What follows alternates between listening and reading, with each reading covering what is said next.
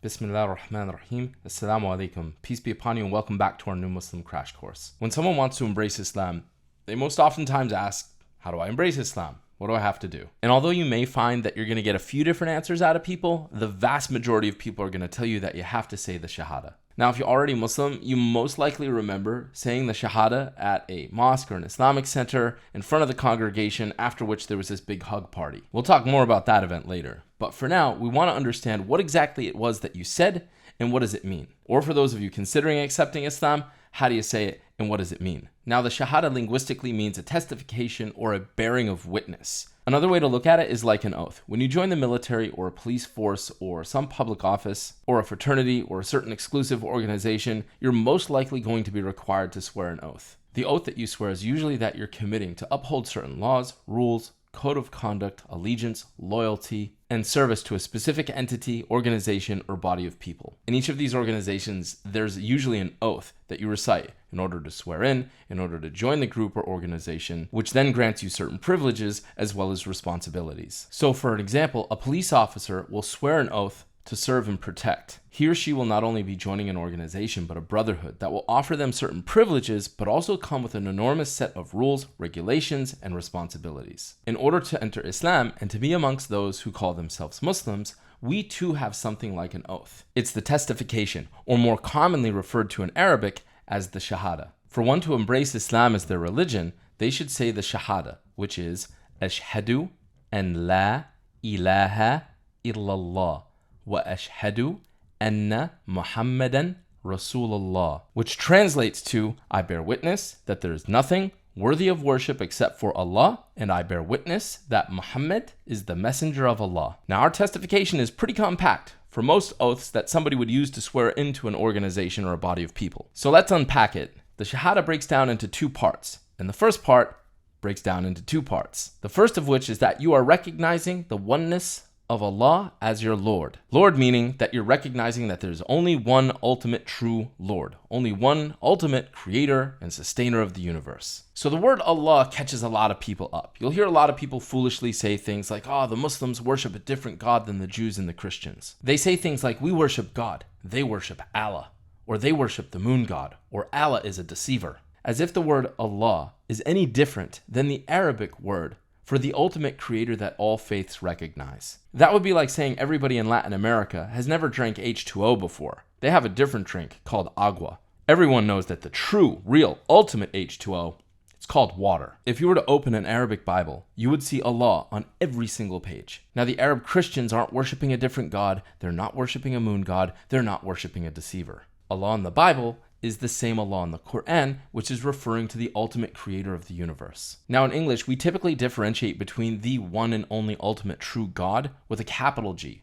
whereas we refer to demigods or lesser gods by writing it with a lowercase g. In the Arabic language, however, the difference is made by using the definitive article the, pronounced in Arabic as el. The word for God, or something that is worshipped in Arabic, is pronounced ilah. So for lesser gods or deities or things that are worshipped in Arabic, you would refer to it as ilah. But if you were talking about the one true ultimate God, then you would refer to the God as el ilah.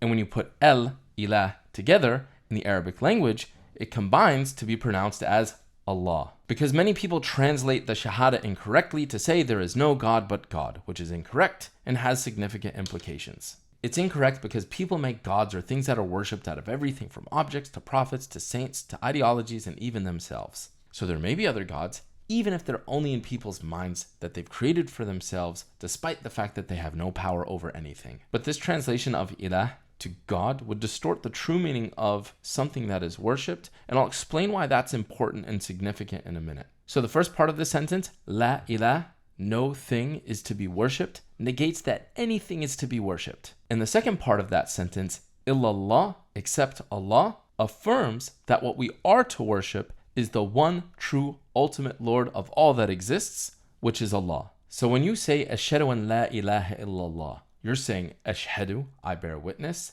and la, that there is no, ilah, thing that is worshipped, illa, except Allah. The meaning of this sentence when combined is that you're affirming your belief in the oneness of God, that there is only one creator, sustainer, provider, everlasting, owner of the day of judgment, that is the most powerful, the most merciful, the most forgiving, and over all things capable. So when you affirm this, it dictates that because you've acknowledged that Allah is your Lord, that you worship Allah alone and nothing else, not in his place, not as partners, and not as an intermediary. And so this section of the Shahada breaking down into two parts, where in one, you are affirming the existence and the oneness of the one true ultimate God. And one part where you are affirming the worship of Allah and negating the worship of anything else. And so the understanding of ilah as something that is worship becomes extremely important, because not only are we recognizing that nothing else can be the God, but we're also recognizing that nothing should be treated as such either. And this is extremely important because unfortunately, there are many people from amongst the Muslims who will worship things other than Allah. And they'll try to loophole out of it by saying things like, I don't believe that this thing is actually God, and I'm not worshiping this thing, even though the things that they're doing are acts of worship that are reserved only for Allah. So we worship Allah. We don't worship the prophets. We don't worship the angels. We don't worship the righteous. We don't worship the dead. We don't worship statues. And we don't worship ourselves. If you're going to say that Allah created the heavens and the earth, and that Allah makes the rules, and that He alone will judge you for your conduct on this earth, and that He alone is the one who will enter you into paradise or into the hellfire, then what sense does it make to seek guidance from a cow or a statue or a dead man in his grave? If you believe that Allah is the all-hearing, and that no matter how soft the whisper, in the center of a raging storm that He hears it, then what sense does it make to ask some false deity or human being to make the plea for that which what you yourself could ask directly of Allah? So we are affirming the oneness of God and negating that anything should be worshipped other than Him. Now, worship comes in many different forms. It's not just prayer, fasting, and reading your holy book. There are actions of the heart, the tongue, and the limbs. And as we discussed in the previous video, Islam covers an entire code of conduct by which we worship Allah. All of these actions are to be done seeking the pleasure of Allah and not for any other entity or any other worldly desire. So when we say, Ashhadu an la ilaha illallah, I bear witness that there is nothing worthy of worship except for Allah, it means more than just, I believe in one true ultimate Lord of all that exists. Because everybody says that.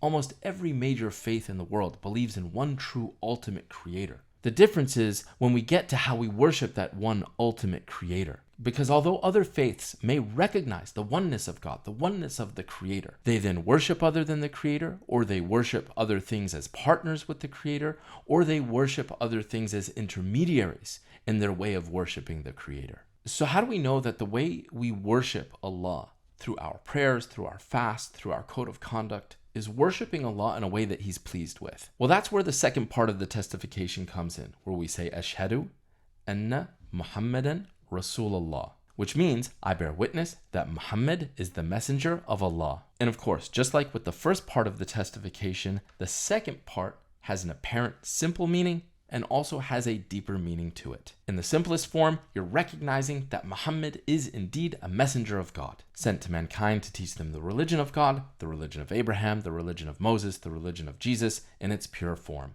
And through this, we are affirming the message He came with, the core of which is that there is nothing worthy of worship except for Allah. And we are affirming the revelation of the Quran as the word of Allah. And part of this revelation is that Muhammad is the seal of the prophets and that none will come after him, meaning that he has delivered the last and final message which supersedes all that had come before it and for which none will come after it. And that this message which he has delivered to us guides us in how we affirm the first part of the Shahada, which is that there is nothing worthy of worship except for Allah. So bearing witness that Muhammad is the messenger of Allah dictates that the way in which we are going to worship Allah is going to be based on everything that we received from Him, be it from the revelation of the Quran or His teachings and the way in which He lived His life. So we pray the way He taught us to pray, we fast the way He taught us to fast, we supplicate the way He taught us to supplicate. We give charity the way that He taught us, we perform pilgrimage the way that He taught us, we bury our dead the way that He taught us. We treat our parents, our children, our brothers, our sisters, our wives, our husbands, our neighbors, our friends, our enemies, all in the way in which He taught us to treat them. We do business in the way that He taught us, we resolve conflicts in the way that He taught us.